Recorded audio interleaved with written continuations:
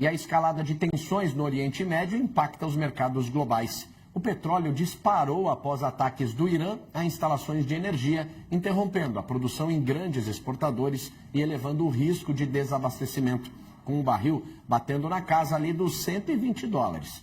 Para entender os reflexos desse cenário na economia e nos preços, nós vamos conversar agora com o economista Leonardo Baldez. Oi, Leonardo, muito bom dia para você. Seja bem-vindo aqui ao Pré-Market. Tudo bem contigo, meu amigo? Bom dia a todos. Mariana Almeida, nossa analista, também vai participar desse nosso bate-papo. Agora, Leonardo, eu queria saber de você, eu estava ouvindo aqui o diretor da Agência Internacional de Energia, e ele disse que o impacto energético é o maior da história, né? Inclusive superando ali os impactos nas décadas de 1970, e muito por conta da infraestrutura, que o problema é de infraestrutura. Lá na década de 1970, o problema era a sanção, né? Você tinha petróleo, você tinha produção, mas era uma questão mais, vamos dizer, política, né? Como que você enxerga essa situação? Realmente é o pior momento da história em relação à energia, a petróleo? É o pior momento justamente pela questão estratégica ali do Irã, né? O local onde nós estamos ali, onde ele está, e a produção de petróleo, e a questão do nosso Estreito de Hormuz, ele é muito estratégico. Uma guerra contra o Irã sempre foi muito bem estudada por causa desses impactos. E quanto mais ela demora, o impacto é muito mais no curto que no longo prazo, né? Mas no curto prazo nós temos um preço oscilando acima de $100, que é um preço de petróleo que a gente não esperava nos últimos tempos e afeta praticamente toda a cadeia, né, de insumos industriais do mundo todo. E a questão logística do canal de Hormuz inviabiliza também grandes produtores, né, de toda a região lá do Golfo e do Kuwait, Emirados Árabes, a levar tanto esse insumo de energia para a Europa e para as Américas. Então, de fato, é algo preocupante e não é uma preocupação de longo prazo, mas no curto prazo todos sofrerão muito, inclusive acesso à energia e insumos, inclusive impacto no agronegócio, né? Quando se olha também fertilizantes, né? O nitrogênio ele é derivado de petróleo, então isso já impactou muito as commodities, o preço do custo, né, do insumo brasileiro, que 85% é importado, e ainda mais num momento onde a commodity está muito baixa e o produtor está endividado. Então nós temos para o Brasil impactos relevantes num momento difícil.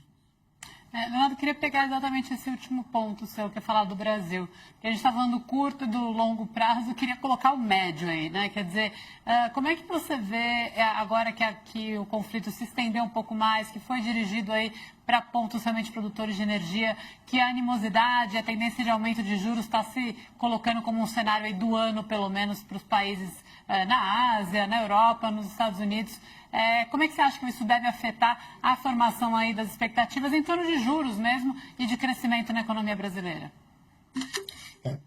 Conforme eu falei, o curto prazo ele é muito mais afetado, né? Se a guerra acabar da noite para o dia, os preços de longo prazo podem cair, se acomoda eventualmente esse problema de fornecimento de petróleo, mas assim, quando você olha no mercado micro, você vai ter janelas de oportunidade, por exemplo, de vendas maiores de veículos híbridos e elétricos, tensionados pela expectativa do aumento da gasolina e do petróleo.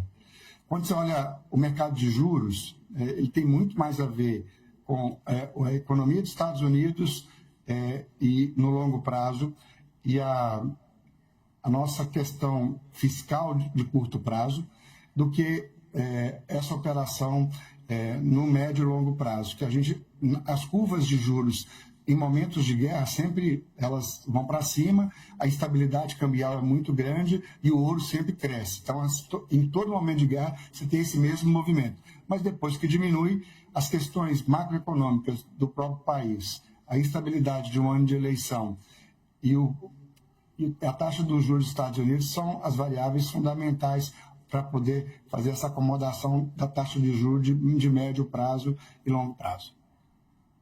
Ô, Leonardo, a gente está observando um aumento do combustível aqui no Brasil, um aumento até mais elevado do que era esperado, né? O governo tomou algumas medidas, como redução ou zerar, né, alguns tributos federais, como PIS, COFINS para diesel, mas a gente está vendo aí um diesel chegando a bater R$ 7,00 o litro em alguns postos, também um aumento da gasolina. Eu estava conversando com a Mariana Almeida aqui antes de começar o jornal e ela até disse, olha, é mais expectativa do que realmente um repasse, né, pela Petrobras, realmente do aumento do preço nas refinarias, né? Por que que isso acontece? Porque, por exemplo, medidas do governo não conseguem segurar, por exemplo, o preço do diesel. A Mariana está correta, porque formação de preço não é só a base racional, a base da expectativa é muito mais prevalecente. Então, o sujeito ele já pensa que vai comprar um produto para vender mais caro. Então não faz sentido ele vender ele num preço mais barato, se o preço de reposição está mais caro. É a mesma métrica quando a gente tinha uma economia superinflacionária, que o sujeito já aumentava o preço pensando que vai aumentar o preço de reposição.